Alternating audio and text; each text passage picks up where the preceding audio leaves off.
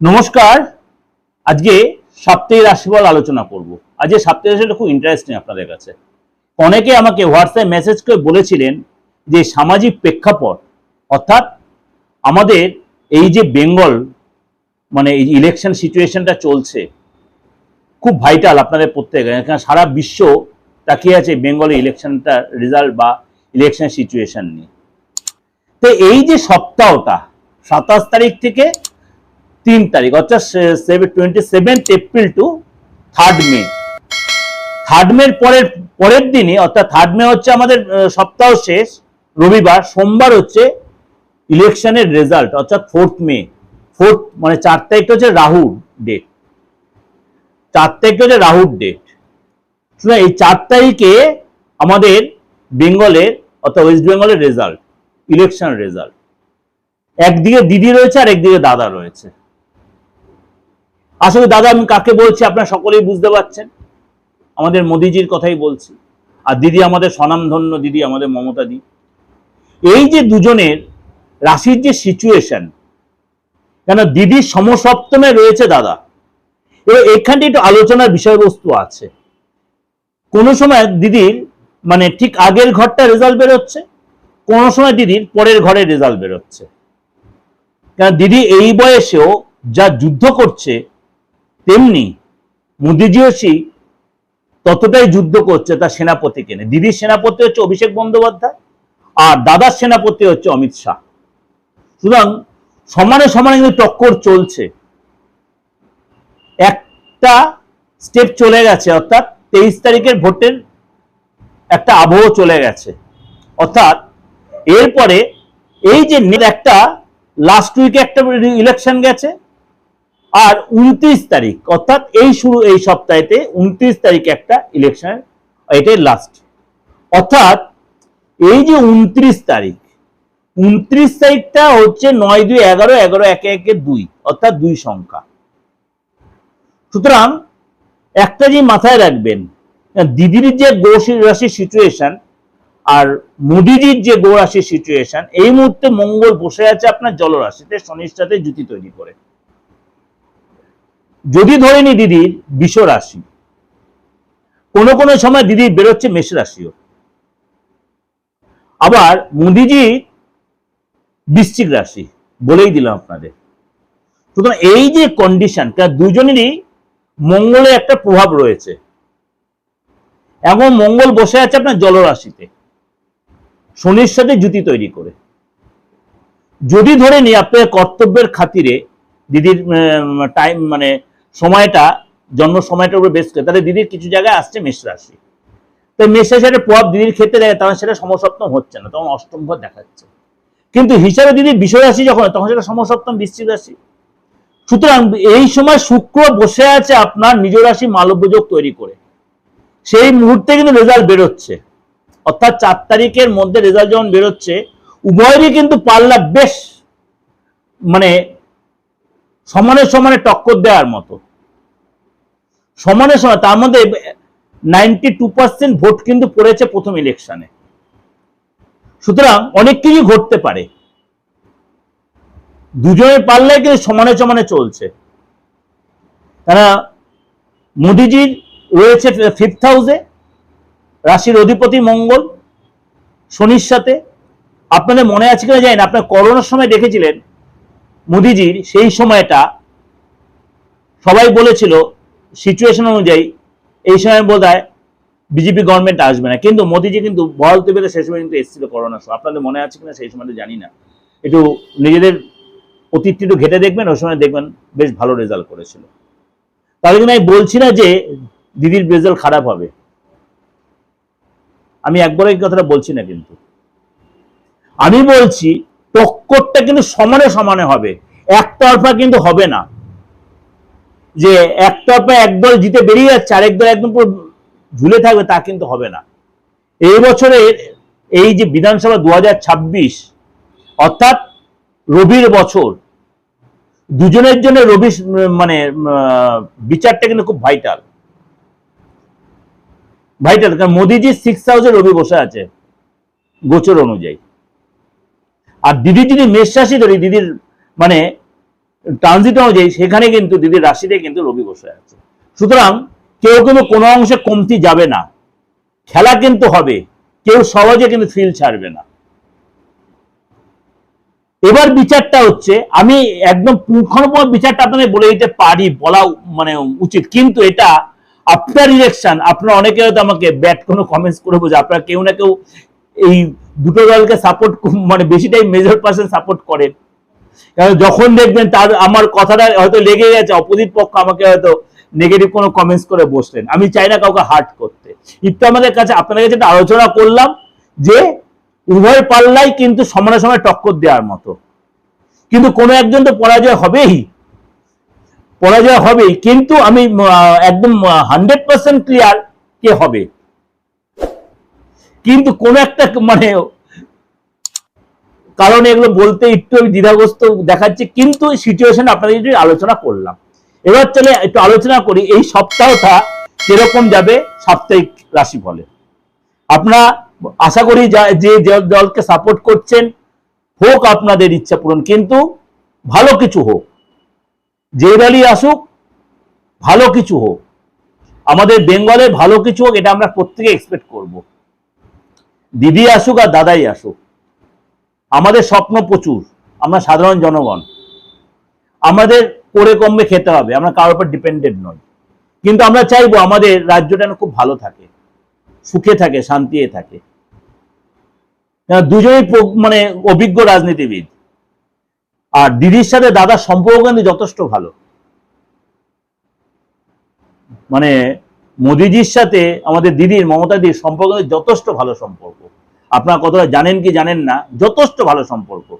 শুধু এই এখনকার সম্পর্ক না, যখন অটল বিহারী বাজপেয়ীজি ছিলেন তখন দিদির সাথে সম্পর্ক ভালো। যারা একটু পুরনো রাজনীতি তারা জানেন আমি কি বলতে চাইছি কথাটা, যারা পুরনো রাজনীতি করতে হবে, রাজনীতি কালচার করেন, তারা কিন্তু জানেন আমি কি বলতে চাইছি। সুতরাং আমি এটা নিয়ে এখন আর ঘাটাতে চাইছি না। রেজাল্টটা যাই হোক, আমি আশা করি আপনাদের কিছু বোঝাতে পারলাম। যাই হোক, ভালো হোক, মানে আগামী 5 বছর আমাদের রাজ্যের যেন ভালো হোক, এটাই চাই। মানে প্রত্যেকের কর্মসংস্থান হোক, মা বোনেরা সুস্থ সবল থাকুক, শান্তিতে থাকুক, এবং প্রত্যেকের অর্থ রোজগার জায়গাটা যেন ভালো, স্টেবিলিটি আসুক। চলুন তাহলে আলোচনা করি আজকের মানে এই সপ্তাহে গ্রহ রাশির সিচুয়েশনটা। প্রথমে বলি, সূর্য রয়েছে মেষ রাশিতে, মঙ্গল রয়েছে মীন রাশিতে, জলরাশিতে শনির সাথে জুতি তৈরি করে, এবং দেবগুরু বৃহস্পতি মিথুন রাশিতে রয়েছে, এবং শুক্রাচার্য রয়েছে আপনার তার নিজ রাশি মালব্য যোগ তৈরি করে, রাহু রয়েছে কুম্ভ রাশিতে, এবং বুধ রয়েছে আপনার 30 তারিখ পর্যন্ত থাকবে আপনার মীন রাশিতে, 30 তারিখ সকালে 7টা 8 মিনিটে চলে যাবে আপনার মেষ রাশিতে। মানে এই সপ্তাহে কিন্তু বুধের কিন্তু গোচরে বুধায়িত্ব যোগ তৈরি করবে। It's a miracle, it's a miracle দুজনের জন্যই। রাজনীতি ভবিষ্যৎ যথেষ্ট মানে স্ট্রং ভবিষ্যৎ হবে, যে দলই আসুক যথেষ্ট মানে স্ট্রং হবে। আমি সিপিএম কংগ্রেসকে নিয়ে কয়েকটা আলোচনায় গেলাম না, কেননা আপনারা প্রত্যেকেই জানেন যে কন্টেস্টটা এই দুটো দলের মধ্যে বেশি হবে। হ্যাঁ, সিপিএম কংগ্রেস লড়বে, তারা ভোট পাবে, ভোট পাবে না তা বলছি না, ভোট পাবে, নিশ্চয়ই পাবে, কিন্তু যুদ্ধ হবে বিজেপি আর তৃণমূলের মধ্যে। এই যে 30 তারিখ মানে বুধ চলে যাবে আপনার মেষ রাশিতে, সেখানে গিয়ে রবির সাথে জুতি তৈরিতে বুধায়িত্ব যোগ তৈরি করবে।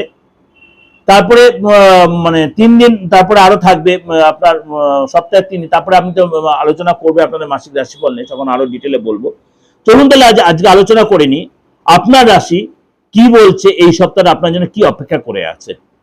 কর্কট রাশি, কর্কট রাশি এই সপ্তাহে আপনার একটু ব্যস্ততার মধ্যে কাটবে। এই সপ্তাহে আপনার অর্থ লাভ বা অর্থ আসার জড়িত ভাগ্যের সাপোর্ট পাবেন, কাজের জায়গায় আপনার উন্নতির রাস্তা খুলবে, এবং প্রেমের জায়গাটা কিন্তু আপনার যথেষ্ট মজবুত হবে। প্রেমের জায়গাটা আপনি যত নতুন করে প্রেম আসছে বা যে প্রেমটা আপনার ছিল সেই ডিস্টার্ব চলছে, সেই প্রেমটা কিন্তু আপনার মজবুত হবে। লাভ লাইফে কিন্তু আপনার একটা আলাদা ঊর্জা তৈরি হবে। আপনি যদি প্রেম করে থাকেন, প্রেমটা আবার নতুন করে আপনার ডেভেলপ করে উন্নতি হবে, এবং এই সময় কিন্তু প্রতিষ্ঠা লাভ হবে। এবং আপনার আইনি যদি কোনো ঝামেলা আপনি জড়িয়ে থাকেন, এই সপ্তাহে কিন্তু আপনার সেই দিকে সাপোর্ট পাবেন। ভাই বোনের সাথে রিলেশন যথেষ্ট ভালো হবে, সন্তানের সহযোগিতা পাবেন। ব্যবসার ক্ষেত্রে আপনার কিন্তু মানে লাভ হবে। দুর্ঘটনার রাস্তায় চলাফেরাতে সাবধানতা অবলম্বন, গাড়ি চালাতে খুব সাবধান, রাস্তায় চলার সময় মোবাইল কানে নিয়ে কথা বলতে বলতে অন্যমনস্ক করে চলবে, তাহলে চোট আর অ্যাক্সিডেন্ট হতে পারে। আপনার ইনটিউশন পাওয়ার কিন্তু এই সপ্তাহে যথেষ্ট ডেভেলপ করবে, ইনটিউশন যথেষ্ট ডেভেলপ করবে। এবং এর সঙ্গে কিন্তু ট্রাভেলের যোগ রয়েছে, আপনার কর্মসূত্র বা ঘোরার সূত্রে আপনার ট্রাভেলের যোগ রয়েছে। পার্সোনাল লাইফে আপনার কিন্তু সফলতার সপ্তাহ, এই সপ্তাহে পার্সোনাল লাইফে আপনার সফলতার সপ্তাহ। ফ্যামিলিতে আপনি যথেষ্ট সময় দেবেন এবং এই সময় কিন্তু আপনার মানে 3 তারিখ আপনাকে কিন্তু সতর্ক থাকতে হবে। এই সপ্তাহে 3 তারিখটা আপনাকে কিন্তু সতর্ক থাকতে হবে এবং বাকি দিনগুলো আপনাকে নর্মাল আপনার থাকবে। এবং আপনাকে কিন্তু মানে আর্থিক দিকে আপনাকে কিন্তু স্থিরতা আনতে হবে। বেশি তাড়াহুড়া করে অনলাইন ট্রানজাকশন তাড়াহুড়া করবেন, দেখে শুনে করবেন, কোথায় দিচ্ছেন, কোথায় মানে অনলাইনে কোথায় পে করছেন, একটু দেখে শুনে পে করবেন, নাহলে কিন্তু অর্থটা আপনার বেরিয়ে যেতে পারে। Be careful. যদি মনে হয় আমার সাথে আপনার যোগাযোগ করবেন তন্ত্র রিলেটেড বা যে কোনো ক্রিয়া প্রক্রিয়া করার জন্য, তন্ত্রে হয় না একটাই কাজ, আমি অন্তত পারি না, সেটা মৃত ব্যক্তিকে বাঁচানো বা মুমূর্ষ ব্যক্তিকে বাঁচানো। তার আগে স্টেজ অব্দি আমি আগে মানে 2 দিন আগে পরে দেরি হলো আমি সেই কাজটা তুলে দেওয়ার প্রাণপণ। আজ 29-30 বছর ধরে তন্ত্রে এইভাবে কাজ করা। আর যাদের বাস্তু ফ্যাক্টর শহরতলিতে থাকেন বা ফ্ল্যাটস কালচারে থাকেন বা গ্রামেও থাকেন, মনে করেন আপনার ভাঙার কোনো সিস্টেম নেই, যৌথ ফ্যামিলিতে আছেন, ভাঙার দরকার নেই। মানে বাস্তুতে কিছু কিছু জায়গায় যেমনি বলছে, মানে আমিও এটা মানি, south east, north east, south west, এই 3টে corner is a vital matter. এই 3টে কর্নার যদি আপনার ডিস্টার্ব থাকে আপনার ডেভেলপ আসে না। হ্যাঁ না, 100%, কিন্তু আপনার ভেঙে আপনার ঠিক করার কোনো প্রয়োজন নেই, নট নেসেসারি। আপনি সেটা উইদাউট ডিমোলাইজড আপনি রেক্টিফিকেশন করে কিন্তু বাস্তুটা কিন্তু আবার আপনি ব্যবহারের উপযোগী করে নিতে পারেন। তাহলে আপনাকে ভেঙে চুরে ঠিকঠাক করতে হবে না। আপনার সাউথ ওয়েস্টে যদি আপনার গেট থাকে প্রচন্ড খারাপ, আপনার সাউথ ইস্টে যদি আপনার টয়লেট থাকে প্রচন্ড খারাপ, আপনার নর্থ ইস্টে যদি টয়লেট থাকে খুব খারাপ, খুব খারাপ। এগুলো কি আপনি কি করবেন? আপনি যে ফ্ল্যাটটা কিনে ফেলেছেন, আপনার ইস্টে টয়লেট রয়েছে, আপনি কি করবেন? আপনার সাউথ ওয়েস্টে আপনার এন্ট্রান্স রয়েছে, আপনি কি করবেন? প্রচন্ড টাফ কন্ডিশন। দেখবেন আপনার ফ্যামিলি যারা আছে বয়স্ক লোক যায় একটু নার্ভের প্রবলেম, খিটকে মেরে অর্থ বেরিয়ে যাচ্ছে, জলের মতো শরীরের শারীরিক কারণে অর্থ বেরিয়ে যাচ্ছে, এগুলো আপনার হচ্ছে। তো কি আর বাইরে থেকে চলে আপনার উপায় তো নেই, আপনি তো কিনে ফেলেছেন ধার দেনা করে, লোন করে। সবাই এখন বাসনে খুঁজে, আপনি যাকে বিকাশ সেও তো আপনার দেখবে এসে বাইরে নেবে না। সুতরাং আপনাকে কি করতে হবে সেটাকে আপনি রেকটিফাই করে ওটাকে আপনার চলনসই করে নিতে পারেন। অবশ্যই এটা করে দিয়েছি এতদিন, দীর্ঘদিন ধরে একইভাবে আপনাদের মানে থাকার উপযুক্ত করে দিয়ে আসছি। সেটা অবশ্যই ফিজ রেমুনারেশন এবং আপনার প্রপার মানে এই যে প্রতিকারের তার মূল্যটা নিয়ে। আপনি যদি মনে করেন যারা যারা আমার প্রোগ্রাম শুনছেন দেশে বিদেশে যেরকম যারা করছেন, মানে আপনি যে মানে অনলাইনে আসুন, অফলাইনে আসুন, যারাই যেরকম ভাই আমার সার্ভিস নিচ্ছেন প্রত্যেকের জন্য বলছে আপনারা যা নতুন প্রত্যেক আপনারা কিন্তু সার্ভিসটা নিতে পারবেন, আলবাত পারবেন। এবং যে কোনো ধর্ম সমন্বয় লোকেদের জন্য বলছি, সর্বধর্ম সমন্বয় লোকেরা, তা ভারতবর্ষ সেকুলার স্টেট। আমি একটা কথাই বলি, ভারতবর্ষ সেকুলার স্টেট সবার জন্য কিন্তু অ্যাস্ট্রোলজার, সবার জন্য তন্ত্র।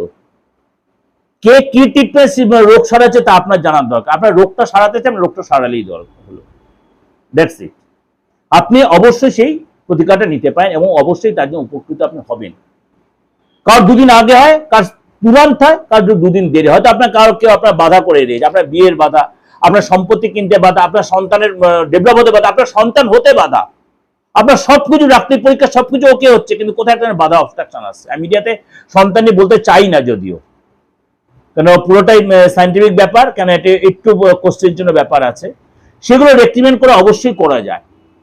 বা আপনি ভাই ভাই এত সুন্দর সম্পর্ক ছিল, ভাই বোনে এত সুন্দর সময় সম্পর্ক কে না নষ্ট করে দিয়েছে, এগুলো অবশ্যই করা যায়, রেক্টিফিকেশন অবশ্যই করা যায়। আপনার যদি মনে হয় সেই যোগাযোগের জন্য অবশ্যই আমার 8910-733-9433-9601। আর যারা পূর্ব মেদিনীপুর, বহরমপুর, এরা যারা বলছেন চেম্বারে আসার জন্য, অনেকেই ফোন করছেন, এদের কাছে আমি ক্ষমা প্রার্থী। আপনার অনলাইনে প্রেডিকশনটা নিয়ে নিন, বা উড়িষ্যা, বিহার, এদের বা ঝাড়খণ্ড, ইউপি, এসব সেক্টরতে যারা বলছেন, আমি তো ওই দিকটা চেম্বার নেই, পূর্ব মেদিনীপুর খুব রেয়ার চেম্বার যেতে পারি আমি, সবসময় হয় না। আপনারা কিন্তু অনলাইনে একদম সেম প্রেডিকশন বা 100% প্রেডিকশন পাবেন। কেন এখন মুঠোফোন সবার কাছে এসে গেছে। কেন এই কথাগুলো এত বলছি জানেন? আপনার প্রত্যেকদিন অন্তত আমাকে 100 মেসেজ আসে, হোয়াটসঅ্যাপে, দাদা আপনার সাথে দেখা করবো কি, আমি বলছি অনলাইনে আসুন, সেম প্রেডিকশন পাবেন, সেম প্রেডিকশন সেম ফিজ, বরঞ্চ ফিজটা এখানে আরো কম, চেম্বারের ফিজের থেকে অনলাইনে ফিজটা আমার একটু কম, আপনাদের সেই বেনিফিটটা দেওয়ার জন্যই করেছি আমি এটা, শুধু আপনি সেই সুযোগটা কাজে লাগাতে পারেন। ভালো থাকবেন, নমস্কার, প্রত্যেকের ভালো, এবং যে সরকারি আসুক আমাদের ভালোর জন্যই আসবে, নমস্কার।